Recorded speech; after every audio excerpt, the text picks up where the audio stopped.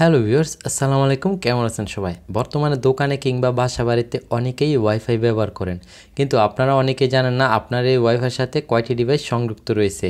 আজকে আমি দেখাবো একটি অ্যাপ্লিকেশনের মাধ্যমে আপনার ওয়াইফাই কে কে ব্যবহার করতেছে আপনি খুব সহজেই দেখে নিতে পারবেন। ভিডিও যদি ভালো লাগে অবশ্যই লাইক করবেন, আমার এই চ্যানেল নতুন হয়ে থাকলে সাবস্ক্রাইব করে দিবেন। চলুন শুরু করা যাক।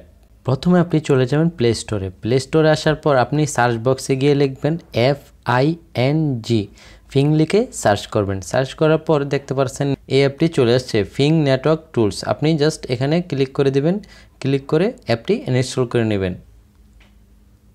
ইনস্টল করার পর অ্যাপটি ওপেন করবেন। ওপেন করার পর এখন দেখতে পাচ্ছেন এরকম একটি ইন্টারফেস চলে আসছে। আপনি নেক্সটে ক্লিক করবেন।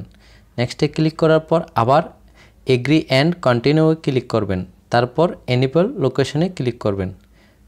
ক্লিক করার পর অ্যালাউতে ক্লিক করে দিবেন। তারপর নিচে আপনি দেখতে পাচ্ছেন থ্যাঙ্ক অ্যাবাউট ইট, এখানে একটি ক্লিক করে দিবেন। তারপর দেখতে পাচ্ছেন এরকম একটি ইন্টারফেস চলে আসছে।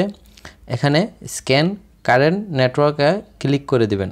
ক্লিক করার পর আমার এই রাউটারের সাথে কয়টি ডিভাইস কানেকশন রয়েছে এখন কিন্তু এই অ্যাপটি দেখিয়ে দিবে। তো এখানে দেখতে পাচ্ছেন আমার রাউটারের সাথে 3টি ডিভাইস কানেকশন রয়েছে, এই যে 4টি, আরেকটি ডিভাইস চলে আসছে। তো এইভাবে আপনি খুব সহজে দেখে নিতে পারবেন। কখনো কখনো ডিভাইসের নাম দেখায়, আবার কখনো কখনো দেখায় না।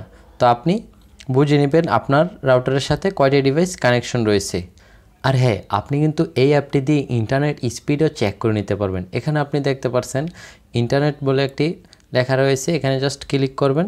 ক্লিক করার পর টেস্ট নাও একটি ক্লিক করে দিবেন। এই অ্যাপটি দিয়ে কিন্তু আপনি আপনার রাউটারের ইন্টারনেট স্পিড চেক করতে পারবেন খুব সহজেই। তো দেখতে পাচ্ছেন আমার ইন্টারনেট চেক করা হচ্ছে। তো এখানে 2 Mbps 1 Mbps মানে আপ ডাউন করতেছে, ঠিক আছে। তো আপনি দেখতে পারবেন আপনার বর্তমান স্পিড এখন কতটুকু আছে, ঠিক আছে। আজকের মতো আমি এখানে বিদায় নিলাম। ভালো থাকবেন, সুস্থ থাকবেন। দেখা হচ্ছে নেক্সট ভিডিওতে। আল্লাহ হাফেজ।